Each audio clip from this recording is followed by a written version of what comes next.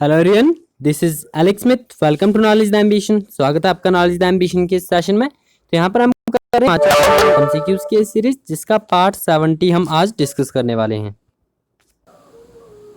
ये पार्ट 70 है और इससे पहले की वीडियोस अगर आपने नहीं देखी है तो आप प्लेलिस्ट सेक्शन जरूर विजिट कीजिएगा। प्लेलिस्ट में आपको 70 के 70 वीडियोस एक साथ मिल जाएंगे।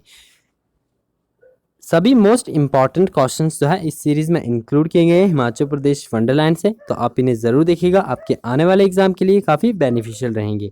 और इसी के साथ यदि आप चैनल पर पहली बार आए तो चैनल को सब्सक्राइब जरूर कर लें और नोटिफिकेशन बेल को ऑन कर लें, ताकि आने वाले सभी रेगुलर अपडेट जो हैं आप तक रेगुलरली पहुँचते रहें। तो स्टार्ट करते हैं आज का ये इंपॉर्टेंट सेशन। वीडियो के एंड तक बने रहना है। वीडियो के एंड में मैं आपसे कुछ क्वेश्चन भी पूछूंगा, जिसका आंसर आप मुझे कमेंट बॉक्स में बताइएगा। तो स्टार्ट करते हैं। सबसे पहला यहाँ पर क्वेश्चन पूछा गया है, हिमाचल के कुल भौगोलिक क्षेत्रफल में कितना क्षेत्र वनों के अधीन आता है? तो हिमाचल प्रदेश का कुल भौगोलिक क्षेत्रफल कितना है? 55,673 वर्ग किलोमीटर। इसमें से कितना क्षेत्र जो है वनों के अधीन आता है? तो इस क्वेश्चन का राइट आंसर आपका ऑप्शन नंबर 1, 37,033 वर्ग किलोमीटर क्षेत्र जो है वो वनों के अधीन आता है। ऑप्शन नंबर 1 इसका राइट आंसर है। नेक्स्ट है क्वेश्चन नंबर 2। पूछा गया कि राष्ट्रीय वन नीति 1988 के अंतर्गत किसी भी प्रदेश का कितना क्षेत्र वनों के अंतर्गत आना चाहिए? ये राष्ट्रीय वन नीति 1988 जो है इसके अनुसार प्रत्येक प्रदेश को, प्रत्येक स्टेट को जो है ये अनिवार्य है कि उनका एक लगभग जो क्राइटेरिया है, इतना क्षेत्र जो है वो वनों के अंतर्गत आना चाहिए। तो वो कितना है? वो है 2/3। ऑप्शन नंबर 2 इसका राइट आंसर है। 2/3 क्षेत्र जो है वो वनों के अधीन आना आवश्यक है, अंतर्गत आना बहुत जरूरी है। नेक्स्ट आपका क्वेश्चन नंबर 3। पूछा गया कि हिमाचल प्रदेश वन निगम की स्थापना कब की गई? तो हिमाचल प्रदेश वन निगम की स्थापना की गई थी 25 मार्च 1974 को। ऑप्शन नंबर 3 इसका राइट आंसर है। याद रखना आपको, 25 मार्च, एग्जैक्ट 25 मार्च 1974 को जो है हिमाचल प्रदेश वन निगम की स्थापना की गई थी। नेक्स्ट आपका क्वेश्चन नंबर 4। पूछा गया कि राष्ट्रीय सामाजिक वानिकी परियोजना विश्व बैंक की सहायता से कब शुरू की गई थी? अब पहले तो आपको ये ध्यान में रखना है कि राष्ट्रीय सामाजिक वानिकी परियोजना जो है वो विश्व बैंक की सहायता से जो है वो शुरू की गई थी। और ये किस वर्ष शुरू की गई थी? तो ये शुरू की गई थी 1985-86 में। ये फाइनेंशियल ईयर की बात की जा रही है, तो वित्त वर्ष 1985-86 में जो है राष्ट्रीय सामाजिक वानिकी परियोजना की शुरुआत की गई थी। और सहयोगी कौन था? विश्व बैंक था। विश्व बैंक के सहयोग से जो है ये परियोजना जो है वो शुरू की गई थी। नेक्स्ट है, और एक बात और इसमें याद रखनी है, इसे अम्ब्रेला प्रोजेक्ट के नाम से भी जाना जाता है। तो अम्ब्रेला प्रोजेक्ट आपने सुना होगा। नेक्स्ट है क्वेश्चन नंबर 5। पूछा कि केंद्र सरकार द्वारा प्रायोजित ग्रामीण ईंधन सामाजिक वन रोपण परियोजना, ये परियोजना का नाम है यहाँ पर ग्रामीण ईंधन सामाजिक वन रोपण परियोजना, ये हिमाचल प्रदेश के कुल कितने जिलों में चलाई गई है? ये केंद्र द्वारा प्रायोजित परियोजना है और ये हिमाचल प्रदेश के कंप्लीट सभी जिलों में या फिर कितने जिलों में ये चलाई गई, तो ये आपको बताना है। तो इस क्वेश्चन का राइट आंसर आपका ऑप्शन नंबर 1। टोटल जो है वो 5 जिलों में ये योजना चलाई गई है, परियोजना जिसका नाम है ग्रामीण ईंधन सामाजिक वन रोपण परियोजना। केंद्र सरकार द्वारा प्रायोजित है और हिमाचल प्रदेश के 5 जिलों में ये चलाई गई है। अब वो जिले कौन से हैं ये भी आपको पता होना चाहिए। पहला है कांगड़ा, दूसरा है हमीरपुर, तीसरा है आपका मंडी, सोलन भी है, सोलन, और साथ ही में शिमला। तो ये टोटल जो 5 जिले हैं इनमें चलाई गई है ग्रामीण ईंधन सामाजिक वन रोपण परियोजना। नेक्स्ट है क्वेश्चन नंबर 6। पूछा गया कि धौलाधार प्रक्षेत्र वानिकी परियोजना निम्न में से कौन सी पंचवर्षीय योजना के साथ साथ आरंभ होकर चलाई गई थी? पहली पंचवर्षीय योजना, छठी पंचवर्षीय योजना, 5वीं पंचवर्षीय योजना या फिर दूसरी पंचवर्षीय योजना? तो इस क्वेश्चन का राइट आंसर बनता है ऑप्शन नंबर 2, छठी पंचवर्षीय योजना के साथ में मिलकर जो है आरंभ की गई थी धौलाधार प्रक्षेत्र वानिकी परियोजना। और ये हिमाचल प्रदेश में शुरू की गई थी धौलाधार प्रक्षेत्र वानिकी परियोजना। ये योजना जो है छठी पंचवर्षीय योजना के साथ साथ आरंभ होकर चलाई गई थी, जो धौलाधार के बिनवा जल ग्रहण क्षेत्र में संघीय गणराज्य जर्मनी की सहायता से चलाई गई है। और जर्मनी की सहायता से चलाई गई है, तो आपको ये भी ध्यान में रखना है।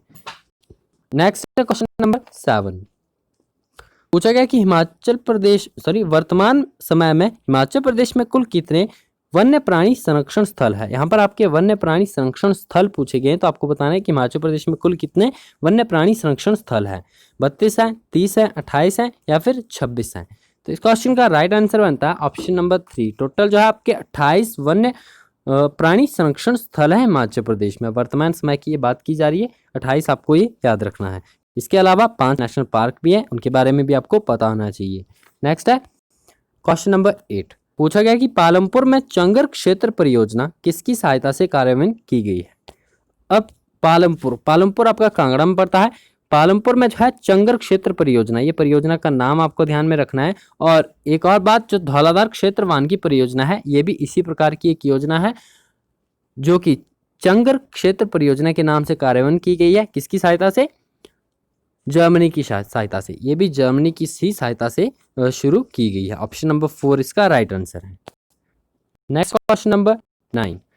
पूछा गया सिंबलबाड़ा नेशनल पार्क कुल कितने क्षेत्र में फैला है।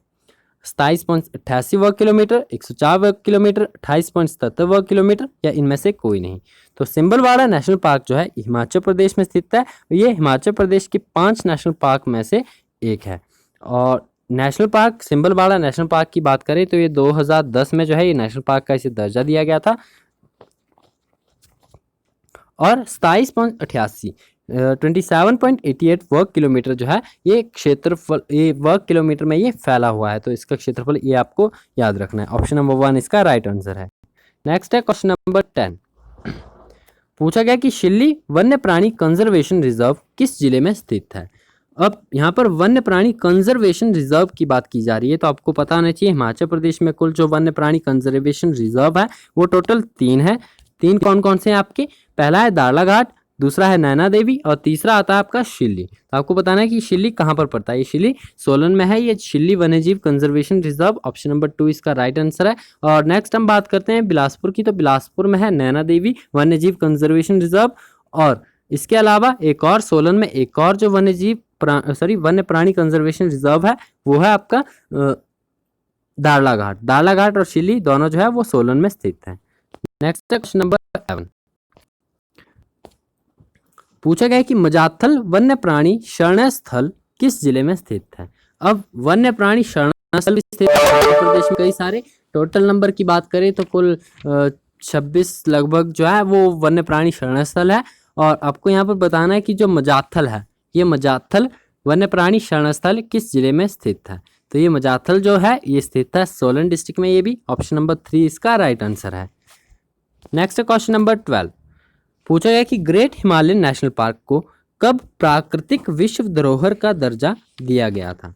अब ग्रेट हिमालयन नेशनल पार्क की बात करें तो इसके बारे में पहले मैं आपको यहाँ पर बता देता हूँ कि ग्रेट हिमालयन नेशनल पार्क जो है ये 1984 में इसे नेशनल पार्क का दर्जा दिया गया था 1984 में। और टोटल इसका क्षेत्र भी आपको याद रखना है। क्षेत्र कितना है इसका? 754.5 वर्ग किलोमीटर। 754.5 वर्ग किलोमीटर जो है इसका क्षेत्र है टोटल।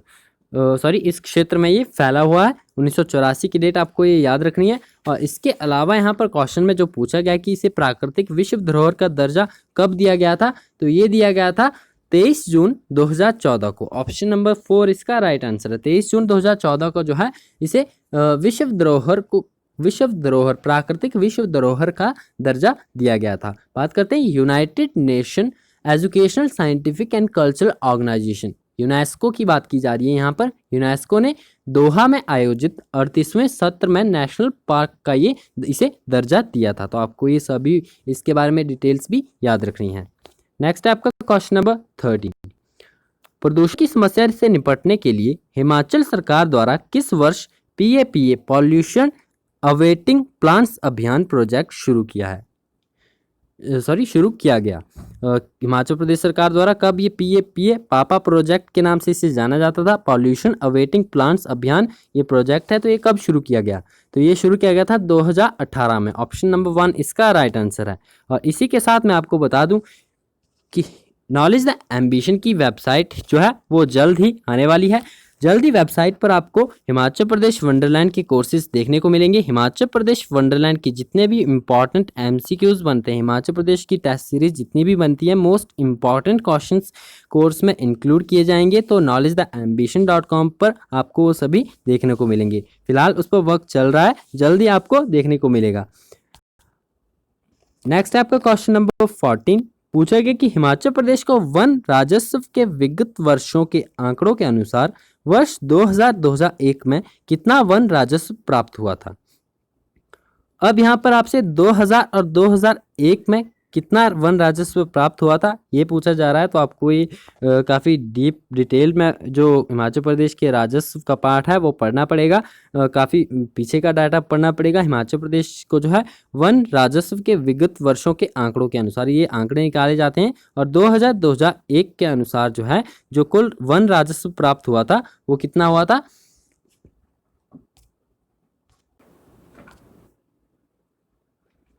1654.42 लाख। आपको याद रखना ऑप्शन नंबर 2 इसका राइट आंसर है। 2000 और 2001 वित्तीय वर्ष की बात की जा रही है, जो कुल कितना वन राजस्व प्राप्त हुआ, तो ऑप्शन नंबर 2 इसका राइट आंसर है 1654.42 लाख। नेक्स्ट है आपका क्वेश्चन नंबर 15। पूछा गया है कि हिमाचल प्रदेश में पाई जाने वाली जड़ी बूटी कुट का बोटैनिकल नाम क्या है। अब कुट के बारे में हम कई बार क्वेश्चन जो है वो डिस्कस कर चुके हैं। कुट की खेती मेनली जो इम्पॉर्टेंट एग्जाम में पूछे जाते हैं वो लाहौल स्पीति में शुरू की गई थी, चंबा में शुरू की गई, तो इस प्रकार से प्रश्न बनते हैं कुट से रिलेटेड। तो कुट हिमाचल प्रदेश में पाई जाने वाली एक जड़ी बूटी है, आपको इसका बोटैनिकल नाम बताना है। तो इसका बोटैनिकल नाम क्या है। ऑप्शन नंबर 3 इस क्वेश्चन का राइट आंसर है। सासुठिया लापा नाम है इसका बोटैनिकल कुट का, याद रखना आपको ऑप्शन नंबर 3 इसका राइट आंसर है। और इसी के साथ बात करें तो इसे मोजियांग, जो ऑप्शन नंबर 2 यहाँ पर दिया गया है, स्थानीय भाषा में इसे मोजियांग के नाम से भी जाना जाता है। और नेक्स्ट आपका क्वेश्चन नंबर 16। पूछा गया कि कांगड़ा आशा और कांगड़ा ज्वाला निम्न में से किसके प्रकार हैं। अब आपको बताना है कि जो एक कांगड़ा आशा और कांगड़ा ज्वाला नाम दिए गए हैं यहाँ पर, ये किसके प्रकार है, आलू के, कुट के, केसर के या फिर चाय के। तो इस क्वेश्चन का राइट आंसर है आपका ऑप्शन नंबर 4, ये चाय के प्रकार है। आपको पता होगा कांगड़ा में मेनली सबसे ज़्यादा चाय का प्रोडक्शन होता है। तो जो ये कांगड़ा आशा है और कांगड़ा ज्वाला नाम है, ये 2 ब्रांड उतारे गए हैं किसके द्वारा, कृषि विश्वविद्यालय के द्वारा। बाजार में 2 कांगड़ा आशा और कांगड़ा ज्वाला नाम से 2 ब्रांड जो है ये बाजार में उतारे गए हैं। और वैज्ञानिकों के अनुसार कांगड़ा आशा और कांगड़ा ज्वाला जो है इसकी पैदावार काफ़ी अच्छी होती है और काफ़ी इसमें गुणवत्ता पाई जाती है। तो इसीलिए ये प्रोडक्ट, ये ब्रांड जो है, नेम कांगड़ा आशा और कांगड़ा ज्वाला दोनों चाय के हैं। तो आपको ये ध्यान में रखना ऑप्शन नंबर 4 इसका राइट आंसर है। और इसके अलावा चाय की और भी किस्म पाई जाती है जैसे कि हिम स्फूर्ति, तो ये भी इंपॉर्टेंट है, एग्जाम में पूछी जाती है, तो आपको ये भी ध्यान में रखनी है। नेक्स्ट है क्वेश्चन नंबर 17।